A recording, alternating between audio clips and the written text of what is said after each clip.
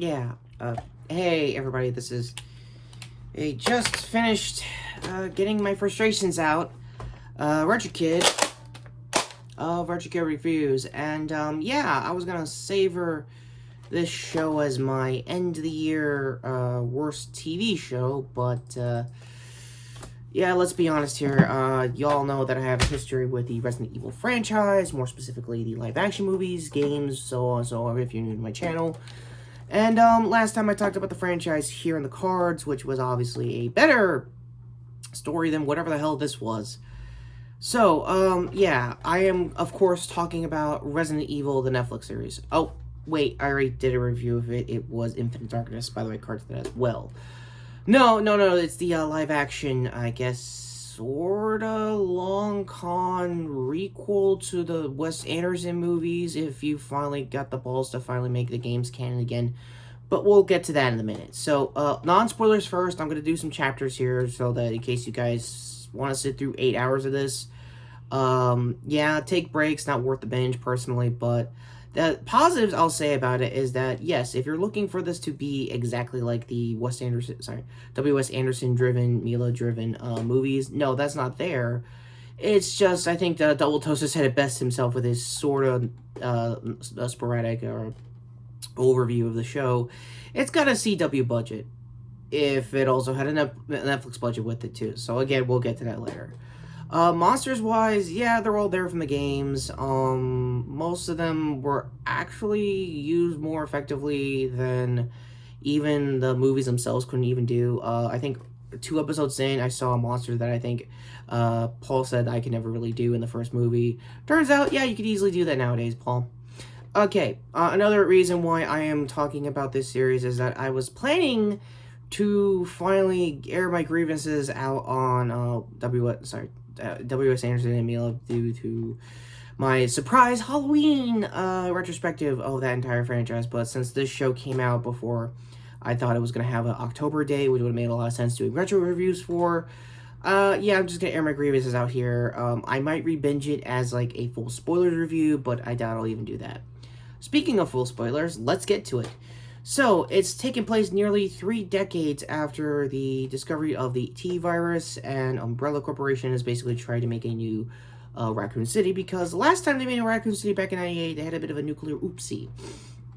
Corporate jargon aside, and I guess evergreen questions, whatever the hell that means.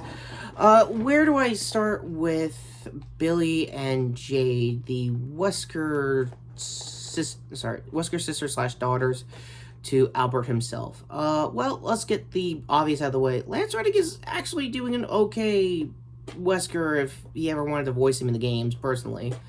It doesn't really make a lot of sense, and this is me going on and on about the race baiting stuff. Like, I don't really care about this shit. If you're the fan of Menace and you're bitching about it because of racial reasons, yeah, this isn't the review for you. I'm actually okay with the cast. They're doing the best that they could with the material.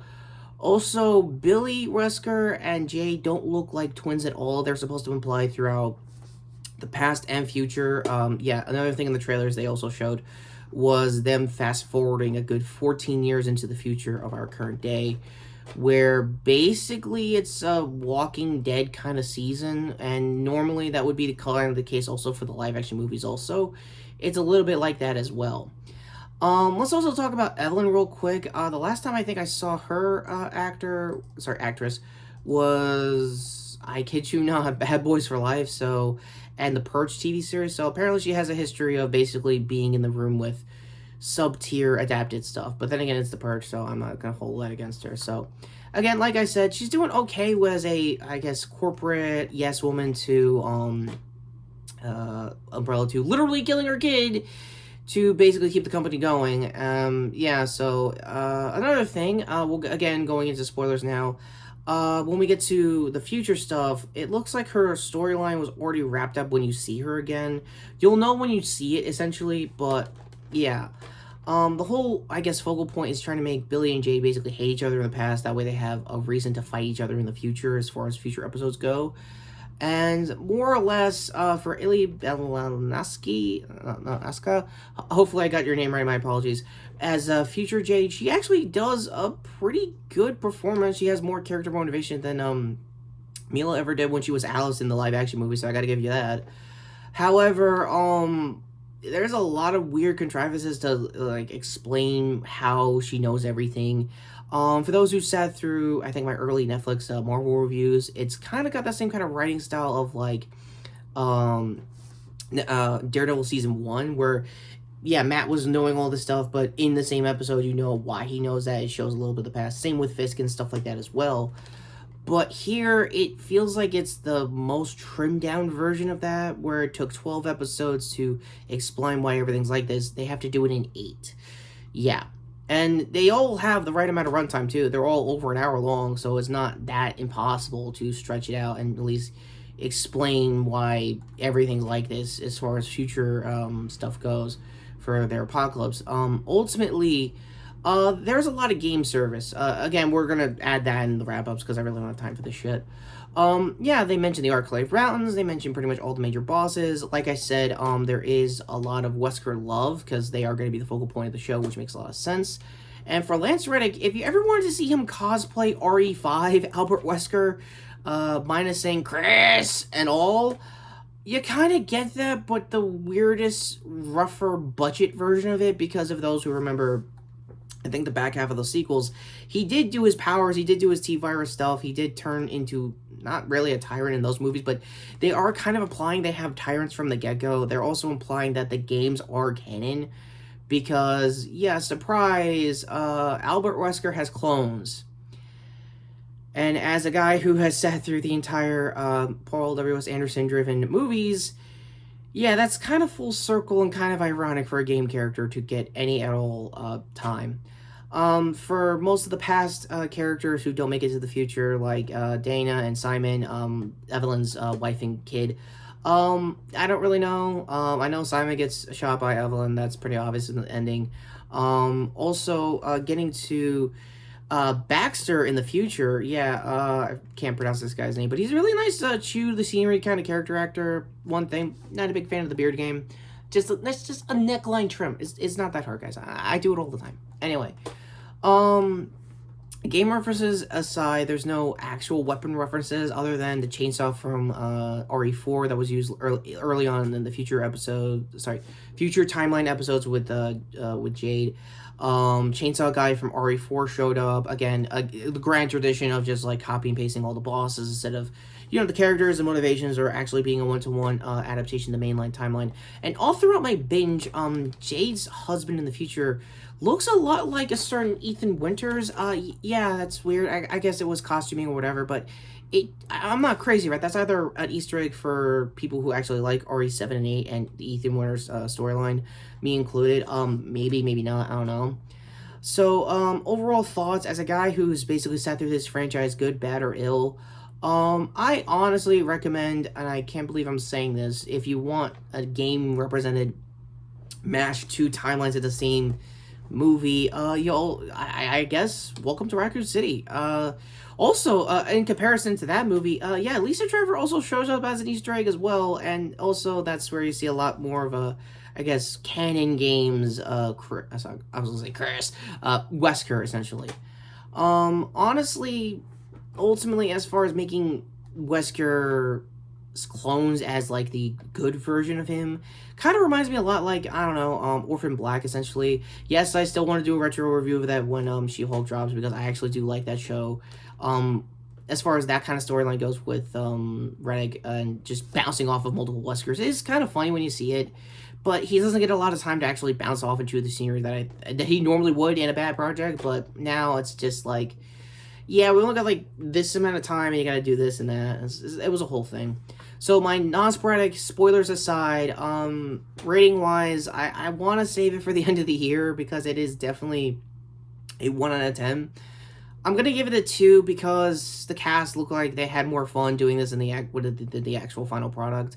If you're here to see Lance Reddick be very intimidating like he usually be in most projects, and see the funniest, comically dressed RE5 Albert Wesker, it's there.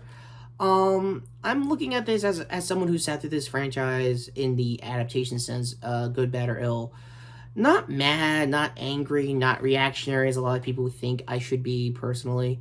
I'm just disappointed. honestly. I've lost all anger for this. I lost all resentment to it. I am not gonna say the Mila Jovovich, Wes Anderson driven movies are better than this, because that would be stupid.